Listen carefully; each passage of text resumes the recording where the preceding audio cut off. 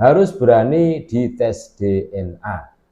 Kalau tidak mau tes DNA, maka alternatif kedua yaitu harus dimasukin ke kandang singa. Dan biayanya murah meriah.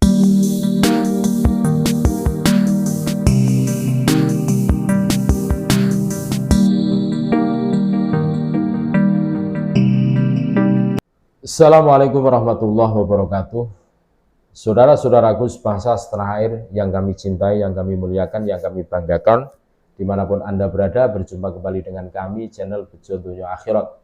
Sa bejo-bejane wong kang lali, isi luwih bejo wong kang eling lan waspada. Dan tetap NKRI harga mati. Setiap orang yang mengaku dzurriyyah Nabi harus diuji keabsahannya. Dan untuk menjaga kesucian dzurriyyah Nabi dari pemalsuan nasab. Sebab segala sesuatu itu butuh pembuktian secara ilmiah. Seperti halnya keimanan. Iman saja tak cukup, harus ada pembuktian amal. Nah, orang yang mengaku dzurriyyah Rasul harus dibuktikan secara ilmiah. Harus berani dites DNA. Kalau tidak mau tes DNA, maka alternatif kedua yaitu harus dimasukin ke kandang singa. Dan biayanya murah meriah. Tinggal datang ke Ragunan atau Taman Safari Bogor agar umat yakin. Gak usah banyak berkelit, buktikan saja. Sebab umat menunggu kejujuran. Kalau tidak berani diuji berarti sudah dipastikan bahwa pengakuan sebagai dzurriyyah Nabi itu adalah dusta. Seperti Zainab Al-Kadzab, seperti kisah berikut. Al-Kisah di masa Daulah Abbasiyah, tepatnya ketika Khalifah Al-Mutawakkil menjabat sebagai kepala negara. Seorang wanita bernama Zainab mengaku-ngaku bahwa dirinya adalah cucu Nabi Muhammad SAW.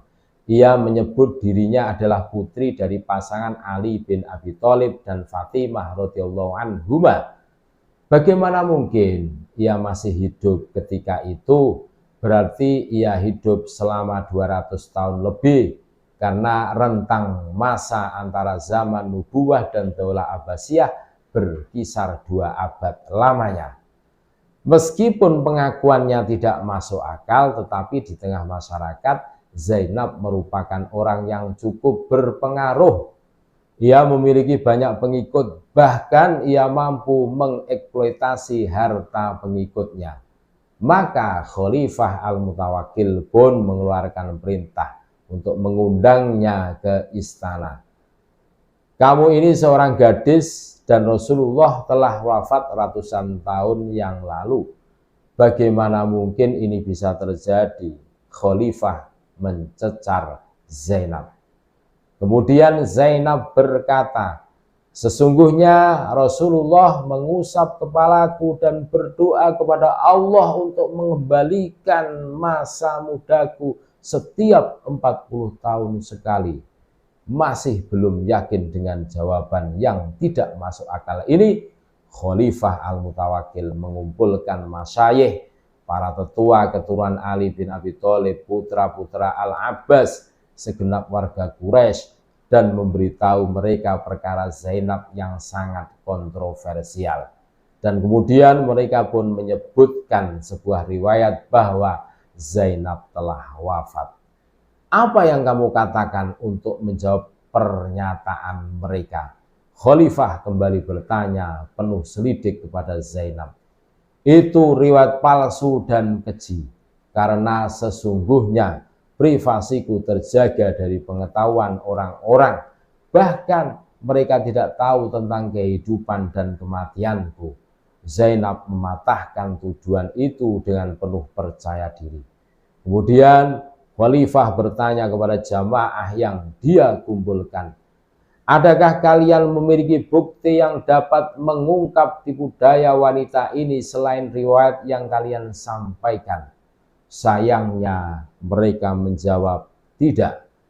Namun beberapa saat kemudian sebagian mereka menawarkan satu solusi untuk memecahkan masalah ini dengan mendatangkan Ali bin Muhammad bin Musa bin Ja'far bin Muhammad bin Ali bin Musa bin Ja'far bin Muhammad bin Ali bin Husain bin Ali bin Abi Thalib yang mempunyai lakop nama panggilan Al-Hadi. Setelah disampaikan kepadanya apa yang sedang terjadi, Al-Hadi pun menegaskan bahwa Zainab putri Ali sudah lama meninggal dengan menyebutkan tahun, bulan, dan hari kematiannya. Tetapi bukan jawaban seperti ini yang diinginkan sang khalifah.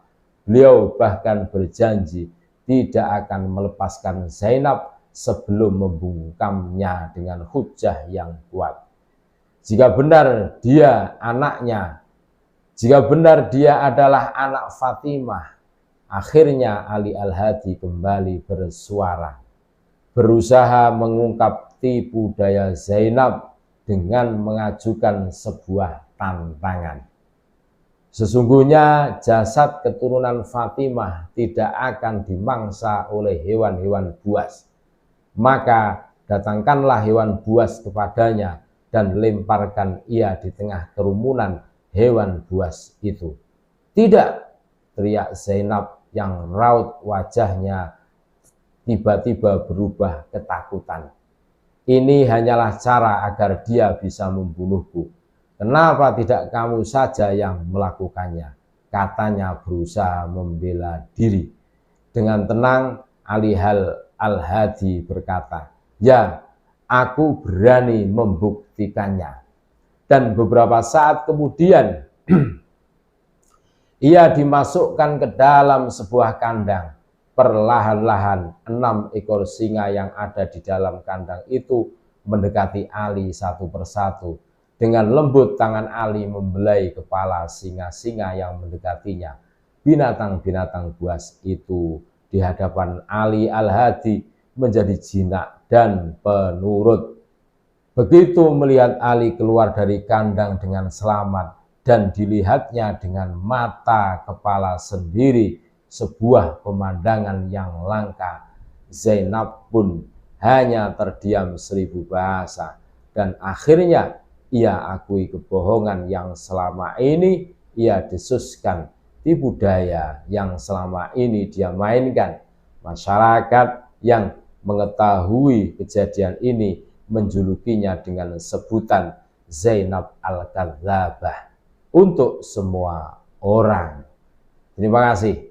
Referensinya adalah Al-Mafakhir karya An-Naisaburi, Lisanul Mizan karya Ibnu Hajar Al-Asqalani.